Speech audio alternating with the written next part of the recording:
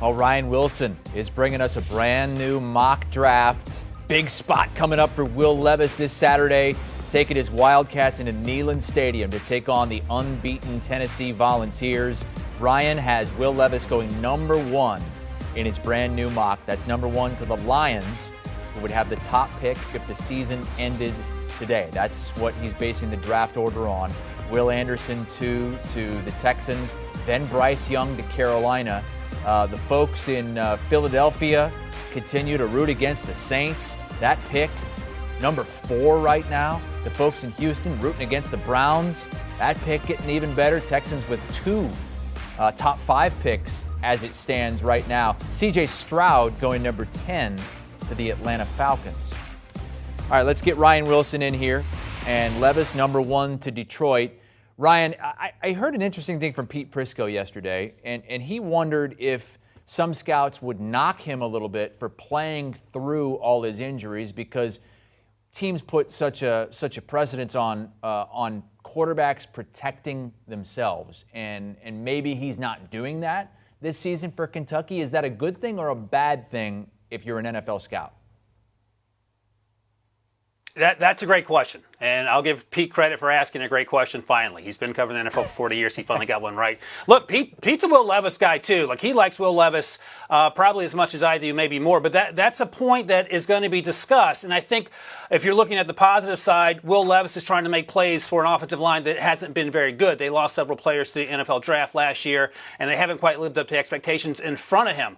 The downside is you got to get rid of the football. You have to make better decisions, and that's the conversation that's going to have to be had in these NFL draft rooms. I think there's a lot to like about Will Levis, and I think the caveat, the asterisk, if you will, is going to be, okay, this is a situation he played under. He toughed it out. He did a lot of things. He missed the prior game to last week's game with that toe injury and came back and actually wasn't asked to do a whole bunch last week. Had a bad interception, had a good touchdown, handed the ball off a lot.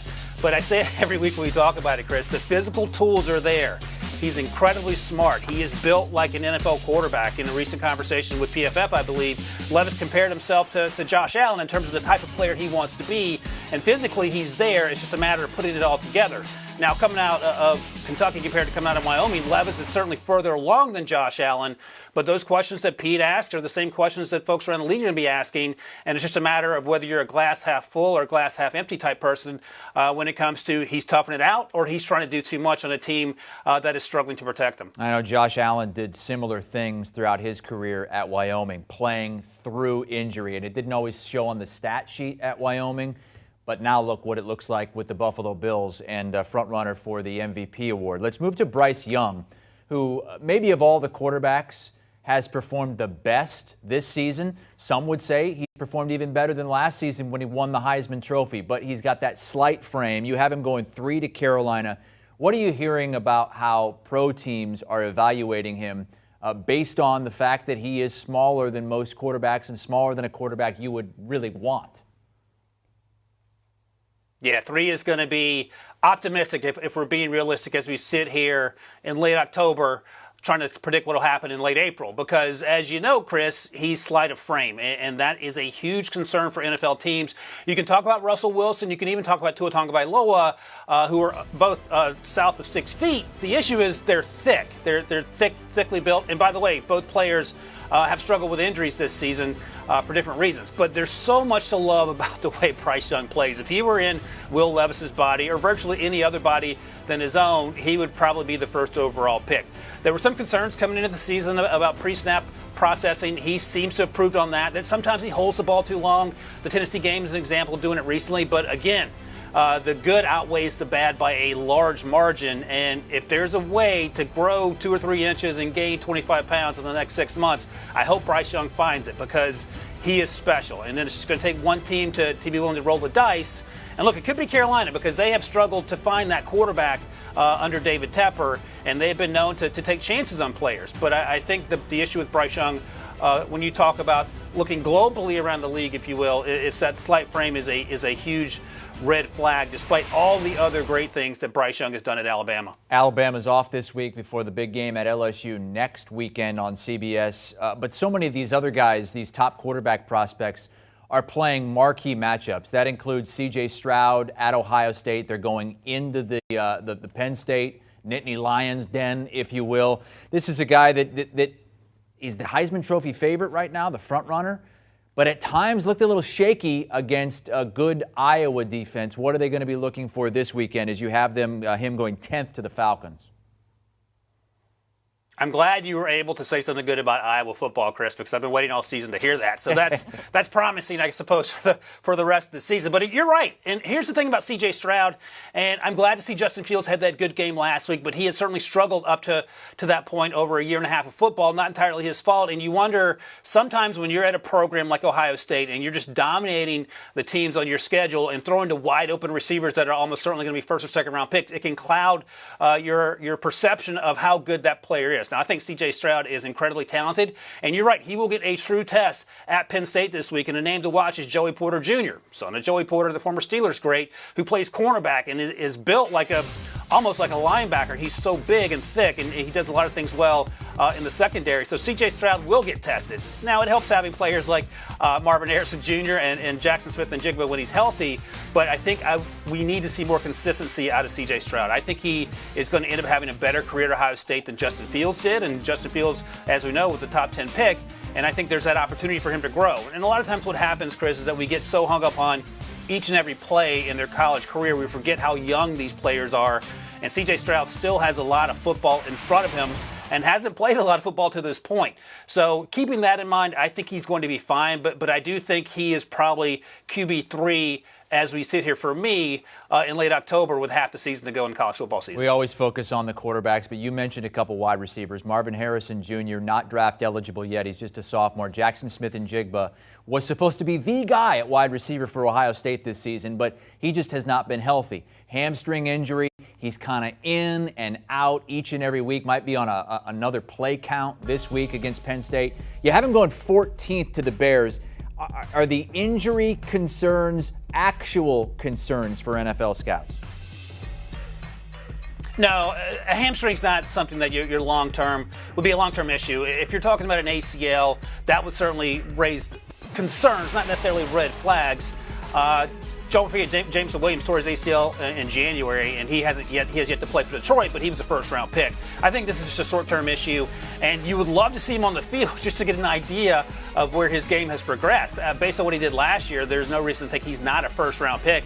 I had him as a second wide receiver off the board in this mock draft, but depending on how things shake out with the injury and how much he plays, that could certainly fall a few spots. Of course, he shows up at the combine or his pro day and runs a 4.3. That'll go up a few spots. That's how this thing goes. But there are no long-term concerns with him. I think perhaps the biggest story in terms of wide receivers at this point is Quentin Johnson at TCU. Got off to a slow start. We talked about him last week. Has balled out the last 3 weeks. He's 6'4" all day long, probably 220-ish, and can outrun anyone down the field. And he's had a great last month of the season, and I think he has an opportunity to be the first wide receiver taken. And then Smith-Njigba, Kayshon Boutte, Jordan Addison, those will be guys primed probably for the number 2 spot when we go around to picking those wide receivers. So you have Jackson Smith-Njigba going at number 14, just ahead of quarterback Anthony Richardson out of Florida, to the Washington Commanders at 15.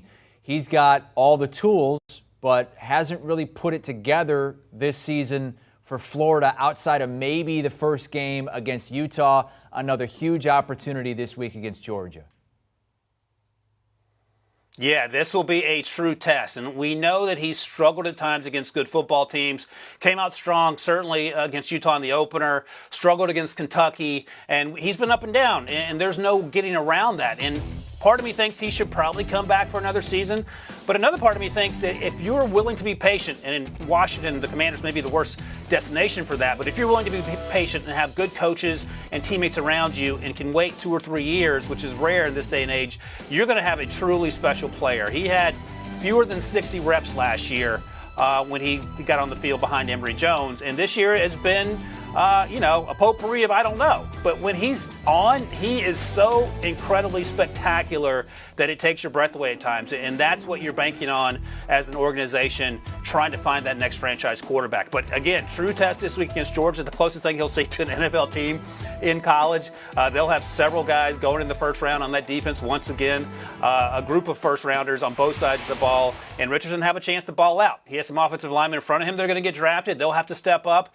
And I want to see what he does, because this could be the turning point in terms of whether we're all in on Anthony Richardson as a top 15 pick, or whether we're having the conversations about maybe he should come back for another year and get a little more experience. It's all about potential, and that's why you've got a guy like Anthony Richardson ahead of a guy like Hendon Hooker, who just continues to put up big numbers without turning the football over. You've got him going 17th to the Colts. He's rising. I mean, I wasn't hearing much about him at all as a pro prospect going into this season. Is this as high as you've had him?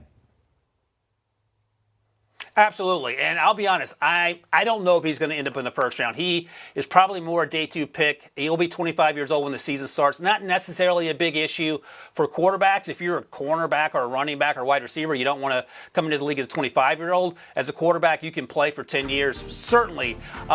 Look, Hendon Hooker was good last season. He got off to a pretty good start this year. The Pitt game, I watched and thought, okay, he's missing a lot of easy throws that he needs to make. And then he just flipped the switch, and he has been lights out ever since. We know he can throw the deep ball. Alabama can attest to that. And he's gotten much more accurate on those short and intermediate passes that he needs to be accurate on. And here, I mean, just all day long, this is what we're seeing. Deep ball accuracy, dropping the ball in the bucket, and he's a threat to run the football, and he does it in a way where he avoids those big hits for the most part, and that's what you want when you have a mobile quarterback. I also have him going to the Colts because clearly the Colts have some quarterback needs, and if he were still available 2 picks later, I would have him going to the Buccaneers, even though our guy John Berger thinks that Tom Brady's going to play forever. I don't think that's the case, but Hendon Hooker has certainly done a lot of things well for himself this season. He's quote-unquote made himself a lot of money. I think at the end of the day, though, Chris, he'll probably end up being a day 2 player, but again, quarterbacks are always overdrafted, and I think if he sneaks into the first round, it wouldn't be a huge surprise. Quarterbacks are overdrafted. Running backs are underdrafted. You've got a running back going to Buffalo at number 30, and they've taken running backs high in the draft 2 of the last 3 years. Devin Singletary, 3rd round, 2019. This year they used a 2nd rounder on James Cook out of Georgia. How about Jahmyr Gibbs to Buffalo, 30th overall? So Jahmyr Gibbs is my running back 1 as you sit here, ahead of Bijan Robinson, who I had going earlier just because it was a better fit for the Cardinals. If I were the Bills, I wouldn't necessarily take a running back here. I might focus on the secondary, safety in particular, especially if someone like Antonio Johnson hadn't already been drafted. But look, here's the reality. The Bills were in on Christian McCaffrey. And if they want a player like Christian McCaffrey, the closest you're going to get is probably Jahmyr Gibbs for Alabama. Georgia Tech transfer, came over, and absolutely electric. He reminds me of, and a lot of other people, of Dalvin Cook, of Alvin Kamara. He is so electric, not only with the one cut and go as you see here against Arkansas, but he can catch the ball out of the backfield. Had a huge drop in that Tennessee game, incidentally, that could have kept the game going. But in general, his hands are really good coming out of the backfield, and he can take a short pass a very long way in much the same way we see Christian McCaffrey do on a regular basis when he's healthy. So if that's what the Bills are looking for, even though, as you mentioned, they drafted James Cook primarily for that role, it's not outside the outside the realm possibility that Gibbs could be in the conversation at the bottom of the first round. Now, could 2 running backs go in the first round? That would be interesting, because I know that's running back conversations that the Pete Prisco typically has, but I think these running backs are so good that both Robinson and Gibbs could end up at the end of the day going in the top 32 picks. How about that this year? Only 31 first-round picks because of the Dolphins' forfeited pick. Makes it a little bit easier for you, right? 1 fewer pick in the first round. Congratulations. Are you thankful for that? Absolutely. I love writing Miami forfeited when I fill out these mock drafts because, anyone can do that. It doesn't require much thought. Ryan Wilson with us with a full first-round mock draft on CBS Sports HQ, an exclusive to us here at HQ. Will Brinson, John Breach, and Tyler Sullivan have the very latest Pick Six podcast hashing out the betting trends for the upcoming games this week. Do you want a sports network that delivers everything that matters about the game? The highlights, the picks, the instant analysis, no yelling, no fake debates, no politics. Hit the subscribe button and never miss a moment.